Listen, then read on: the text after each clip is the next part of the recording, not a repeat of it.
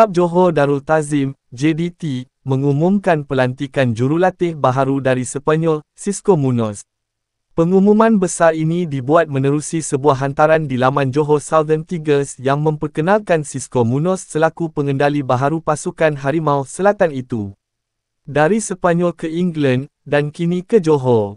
Xisco Munoz adalah jurulatih baharu JDT, umum pihak kelab. Untuk rekod, Munoz pernah mengendalikan beberapa kelab terkemuka di England dan juga Sepanyol antaranya Watford FC, SD Huesca serta Sheffield Wednesday.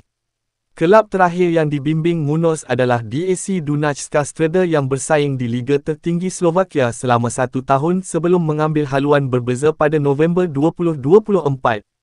Munoz bakal mengambil alih tugas yang ditinggalkan oleh jurulatih JDT terdahulu, Hector Bidoglio yang umum tidak membimbing lagi skuad juara Liga Super pada Mei lalu.